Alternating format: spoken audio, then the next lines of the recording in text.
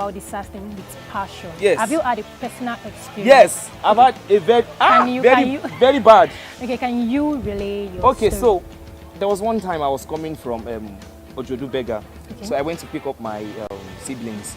So getting to K2, that roundabout.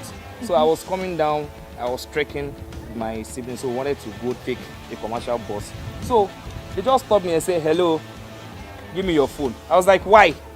I was like, I want to see your phone. I was like, you don't have any right to hold my phone. They're like, no, that if I don't have anything I'm hiding, that then I'll give them my phone. I was like, okay, take, this is my phone.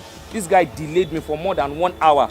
My siblings were crying that we did not do anything. And as at that time, that was like, I think 2 years ago. 2 years ago, imagine 2 years ago till now. And things are even getting more worse. For nothing, and they still have me to pay some money. If not, I just opted that, I didn't have any money with me. It was only the bus key. It was even a bus key. I had to show them that, okay, I'm a driver and all of those things before they had to let me go and all of those things. So that's, I think, the move we Nigerians, the youth, are taking over. That is also to see it and experience it. Do not forget, guys, to like, subscribe, share, comment, and turn the notification bell so you'll be notified whenever we post. Till I come your next time, my name is Toby. Bye-bye. Aside NSAS, there are other underlying issues that require the attention, accountability, and responsibility of the Nigerian political leaders. In a country where bail is free, much is expected. And as it is, Nigeria is okay on what they want and what they do not want. It's another exciting episode on the Catch Up Show, and my name is Tommy. You're welcome. It's exactly 10 days today, and Nigerian youths have been leading a peaceful protest against police brutality and what they want and they do not want, saying that they are tired and they really want to change this time around. Protests have been led in different parts of the countries, and in the process, lives have been lost. Some came up to tell their stories. Some were brutally injured, but a large number are still holding the fort, saying that they been here. But apparently, Nigerian youths are not backing out on this. They aim at getting the protest to 30 days. Only then will they be heard and attended to by the United Nations. I mean, it's actually a good thing, seeing that all of this solidarity thing is actually making a move. We need to commend Nigerian celebrities and other Nigerians that have been at the front line of the protest. All this Ajuaya and solidarity thing. I mean, it's actually not easy. For the boldness and for the courage. Of course, the keypad warriors too that are pushing the protest, pushing the trend. As it is no longer a trend anymore, it's even a movement, because international forces have joined forces with Nigerian youth to clamor for the NSAS, end police brutality, and reform Nigeria in general. And the personality of Fowls actually caught our attention, as you know, the guy is actually a musician and a comedian. Something happened for Lagos, for Surulere, but they talk. But who would have thought that Fowls could switch personality in a split of seconds? We all know he studied law, yeah, right, but then he dishing out some constitutional information, knowledgeable about what we are doing and what we are fighting for. It's actually a good thing, though. That the Human Rights Commission has remained without a governing council since 2015. But then Nigerian youths are actually not taking it easy at all. If you give them bats, they will give you both. When the Melaye was trying to say that he's already in support of all of these things, Fowls gave him one bat that he should not even pretend as if he is in this with them. But it's a good thing to know also that Nigerians have been putting forces together financially right now to take control and to feed Nigerian protesters, so that people protesting, I mean, we see food, water, drinks flying all around protest ground. It's a good thing. And then, not only that they contributed, but they are accountable for every penny spent so far in the protest. Even if Nigerian youths, they lead this country without a leader, we will still survive. 10 days so far. Why not give us food, more cook ourselves? Yeah, cook ourselves. Yes, so. And not to forget Ogbeni Anonymous, that has been giving us insight into Nigerian political personnel and their atrocities. This one in particular is mouth-filling. Ogbeni. Irrespective of tribe, race, disheartening that you won't bring to justice every police who have involved in killing of the protesters due to the deep secret the loyalties that lies between you and the people in your government. But then it is good to see that Nigerian youth want to score us, okay, and they are not disguising anymore to see what solidarity and togetherness can achieve in our country. It's actually a good thing. But you all know it's excitement one day on the Catch Up Show, and we go on the street of Lagos to see what people have to say about issues in their society, in their community, and Nigeria. Do come with. What's your name, sir? My name is pharmacist Oshomola Odutola. Okay, sir. So, what do you have to say about the NSAS protest going on for some time now in Nigeria? Well, it's a very welcome development. We can't live in a country where there's impunity and extrajudicial. Police have to reform. The government has to reform the police and demilitarize the police.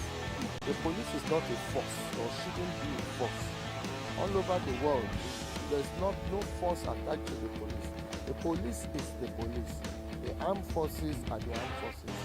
We live in a country where you see policemen you see 5, 6, they carry assault weapons as their standard issue rifles.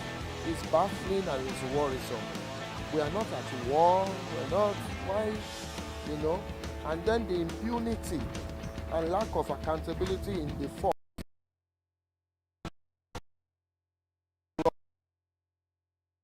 Not global best practices that policemen can pick somebody without warrants. They don't take you to the judge, they don't take you to the court. They have some detention centers and, you know, they say you shouldn't hold somebody more than 24 hours. We've seen cases where people are being held for months and months and then they disappear. Well documented. It shouldn't happen in 21st century Nigeria or any part of the world. This used to happen in places like that. I'm too informed. Nigerian youths are one of the most informed globally. They know what is happening all around the world and they can match the youth.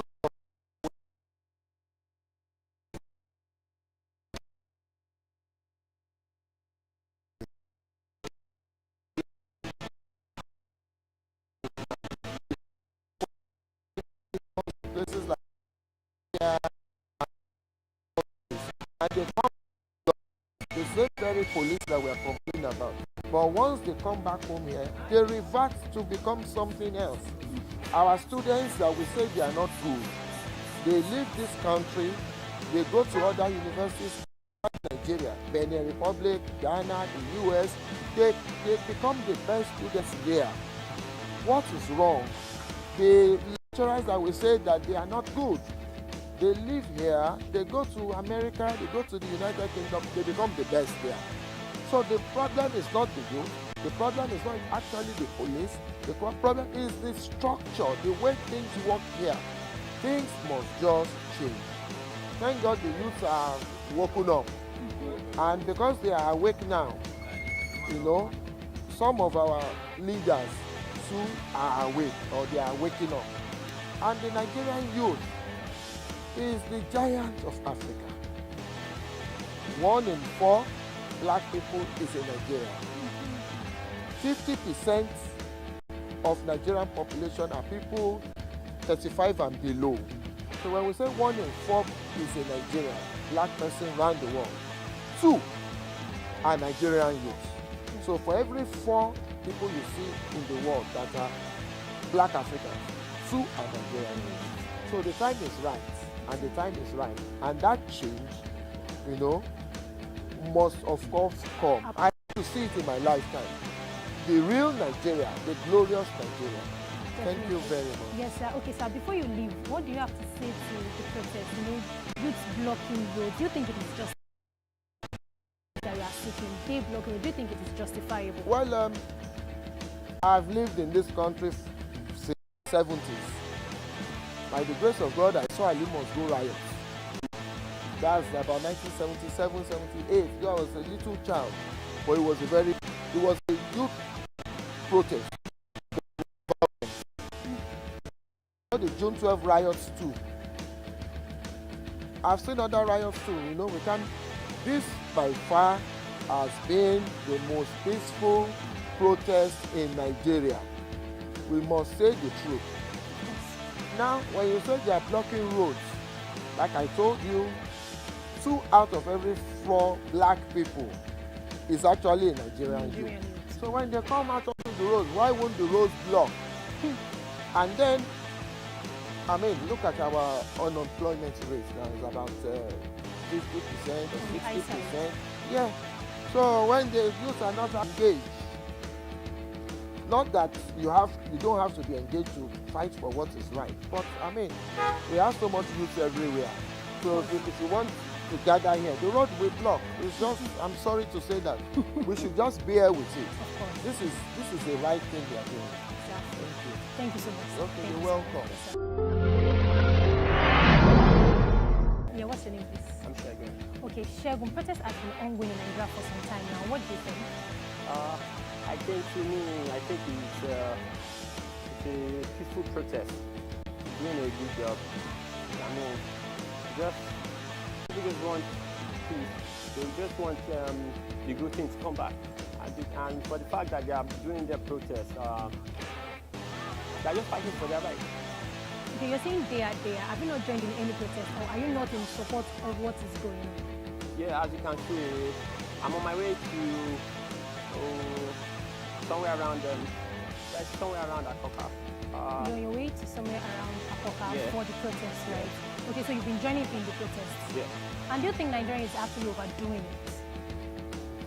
No, I'm not sure at all. It's a normal thing. I think it's a peaceful protest. So there's no, for the fact that they are fighting for their rights. All right. Thank you so much for your You're time. welcome. Yeah, what's your name? Sammy Moore, that's my name. Okay, Sammy. The idea of the end SARS and police brutality, it's a very, very, very good one, because if the youth doesn't rise up at this time, there is no way the Nigerian government will be able to stop all of this done. I watched a video yesterday that was very, very pathetic and very, very, very disheartening. How would you kill somebody? How would you wreck a whole family because of 2,000 naira? The guy didn't even do anything wrong. He just told you he was coming back from church with a keke napep, and you told him to pay 2K for nothing, and you ended the life of the wife. And even him now, even the child is having mental disorder because you saw the more. Yeah, you understand. So I don't know, the whatever that the youth are doing now, I think I like it and I'm in support of it 100%. Okay, so what would you have to say to the traffic, the way they are blocking the roads? Is it justifiable still? If we are saying the way the traffic, whatever, if all of these things doesn't happen, there is no way the government will see that we are very serious with what we are doing. So for the fact that it is much, is empty and all of that, I think it's a good move, so that they will understand that, okay, fine, oh, these people, they know what they are saying. It's not the 2 weeks, whatever that we say, and everything just ends like that. Okay, I see the way you're talking about this SARS thing with passion. Yes. Have you had a personal experience? Yes, I've had a very bad. Okay, can you relay your Okay, story? so there was one time I was coming from Ojodu Bega. Okay. So I went to pick up my siblings. So getting to K2, that roundabout, so I was coming down, I was trekking with my siblings, so I wanted to go take a commercial bus. So they just stopped me and said, hello, give me your phone. I was like, why? I was like, I want to see your phone. I was like, you don't have any right to hold my phone. They're like, no, that if I don't have anything I'm hiding, that then I'll give them my phone. I was like, okay, take, this is my phone. This guy delayed me for more than 1 hour. My siblings were crying that we did not do anything. And as at that time, that was like, I think 2 years ago. 2 years ago. Imagine 2 years ago till now. And things are even getting more worse. For nothing and to pay some money. If not, I just opted that, I didn't have any money with me. Oh. It was only the bus key. It was even a bus key. I had to show them that, okay, I'm a driver and all of those things before they had to let me go and all of those things. So that's, I think, the move we Nigerians, the youth, are taking over. We are taking over. Ati Sorosoke bye now like this. So wonderful. YDP, Youth Democratic Party. Confirm. Thank you so much. Yes, sir. There you have it, guys, and most assuredly I know that a new Nigeria is about to be born, and I'm positive that we all will be alive to see it and experience it. Do not forget, guys, to like, subscribe, share, comment, and turn the notification bell so you'll be notified whenever we have a post. Till I come your way next time, my name is Tomi. Bye bye.